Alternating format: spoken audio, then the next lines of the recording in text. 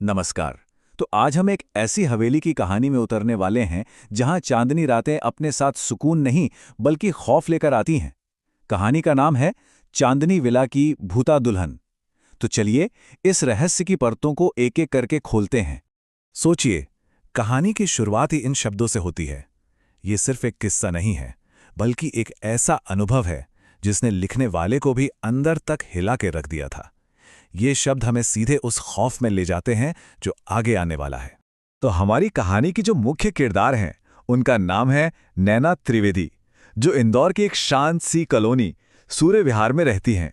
उनकी जिंदगी का सबसे बड़ा दिन आने वाला था, पर उन्हें अंदाजा भी नहीं था कि ये सबसे डरावना दिन भी बन सकता है। घर में शादी का माहौल था, मतलब हर तरफ बस रौनक ही रौनक थी। मेहंदी की खुशबू, हल्दी के रंग, संगीत और ढोलक की थाप, सब कुछ एकदम परफेक्ट था। एक खुशनुमा भविष्य की एक बेहतरीन शुरुआत। लेकिन इतनी सारी खुशियों के बीच एक फैसला लिया गया जिसने सब कुछ बदल कर रख दिया। मेहमानों को ठहराने के लिए पास में ही एक बहुत बड़ी पुरानी हवेली थी, चांदनी विला, जो सालों से बंद पड़ी थी। उसे 4 दिनों के लिए किराए पर ले लिया गया और बस इसी एक फैसले ने आने वाले कल पर एक गहरा साया डाल दिया। अब शादी को लेकर थोड़ी घबराहट तो होती ही है। नई जिंदगी को लेकर मन में कई सवाल थे, तो नैना भी थोड़ी बेचैन सी थी। इसी बेचैनी में वो देर रात को विला की धूल भरी सीढ़ियों से छत पर चली गई, बस थोड़ी शांति और ताज़ी हवा की तलाश में। चांदनी रात थी और हवा में एक अजीब सी खामोशी थी। नैना ने जैसे ही छत पे कदम रखा, उसकी नज़र एक कोने पर जाकर ठहर गई। छत के बिल्कुल आखिरी हिस्से में आधी रात को एक सुनसान छत पर एक दुल्हन बैठी थी। ये नज़ारा ही अपने आप में किसी के भी दिल की धड़कन रोकने के लिए काफ़ी था। उसने पूरा दुल्हन का श्रृंगार किया हुआ था।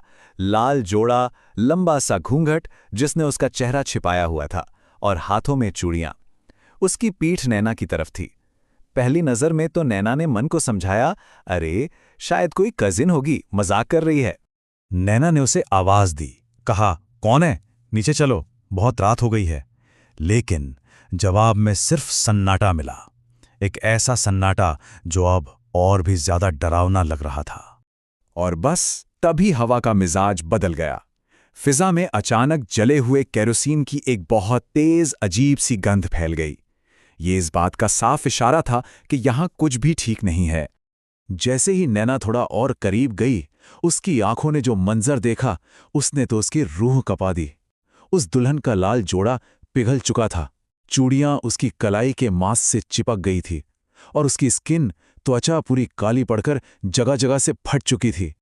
और फिर वो दुल्हन बहुत धीरे से पीछे मुड़ी। उसका चेहरा चेहरा नहीं था, बस एक जला हुआ मांस का टुकड़ा था, और उसके जले हुए होठों से एक टूटी हुई, दर्द में डूबी आवाज निकली, माँ, मुझसे दर्द सहला नहीं जाता। नैना की एक चीख ने रात का सन्नाटा चीर दिया। वो बदहवास होकर भागी और सीढ़ियों से गिर पड़ी। लोग दौड़कर छत पर पहुंचे, लेकिन वहां कोई नहीं था। बस हवा में तैरती हुई जले हुए केरोसिन की एक हल्की सी गंध बाकी थी। अगले दिन जब घर में काम करने वाली एक बुजुर्ग महिला गोमती काकी को इस बारे में पता चला, तो उनके चेहरे का रंग ही उड़ गया। उन्होंने बताया कि ये विला अपनी दीवारों में एक 35 साल पुराने बहुत दर्दनाक राज को दफन किए हुए है। ये कहानी थी ज़ारा की, एक अनाथ लड़की जो इसी विला में पली बड़ी थी। शादी के बाद ससुराल वालों ने उसे ठुकरा दिया और उस पर झूठा इल्जाम लगाया। और उसी रात दिल टूटने पर ज़ारा ने इसी छत पर खुद को आग लगा ली। उसके आखिरी शब्द भी वही थे जो नैना ने सुने थे, एक चीख जो आज तक इस घर में गूंजती है।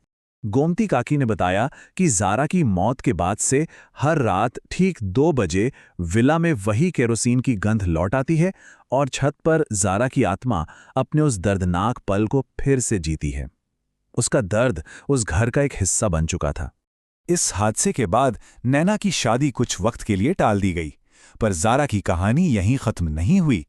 एक रात जागते हुए नैना को फिर वही आवाज सुनाई दी, पर इस बार वो आवाज सीधे उससे सवाल कर रही थी, तू भी दुल्हन है? क्या तू मेरा दर्द समझेगी? जैसे एक दुल्हन दूसरी दुल्हन से अपना दर्द बांटना चाहती हो। लेकिन इस बार डरने के बजाय नैना ने हिम्मत दिखाई। अगली सुबह वो उसी छत पर वापस गई। उसने ज़ारा की आत्मा की शांति के लिए एक दिया जलाया और उस अन्याय के लिए माफ़ी मांगी जो दुनिया ने उसके साथ किया था। ये डर पर हमदर्दी की एक जीत थी। और उस रात कई दशकों में पहली बार चांदनी विला में एक अजीब सी खामोशी थी। ना केरोसिन की गंध आई, ना ही कोई चीख सुनाई दी। ऐसा लगा जैसे किसी के आंसू आखिरकार पहुंच दिए गए हों। पर क्या ज़ारा की आत्मा पूरी तरह से चली गई? शायद नहीं। कॉलोनी के लोग आज भी कहते हैं कि कभी-कभी चांदनी विला की सबसे ऊपर वाली खिड़की में लाल जोड़े में एक परछाई खड़ी दिखाई देती है। ये परछाई शायद एक याद है, इस बात की याद कि अन्याय से लगी आग इतनी गहरी होती है कि वो मौत के बाद भी पूरी तरह नहीं बुझती। उसकी एक चिंगारी हमेशा बाकी रह जाती है। ये कहानी हमें एक बहुत ज़रूरी सवाल पर लाकर छोड़ देती है। अगली बार जब कोई अनजान जगह किराए पर ली जाए तो क्या सिर्फ उसकी कीमत और सुविधाएं पूछना काफ़ी है, या फिर उस जगह की दीवारों में छिपी कहानियों के बारे में भी जानना चाहिए? क्योंकि जैसा कि कहानी के अंत में कहा गया है, कुछ घर सिर्फ ईंट और पत्थर से नहीं बनते। कुछ घरों में यादें, रहस्य और कभी-कभी बहुत सारा अनसुना दर्द भी बसा होता है।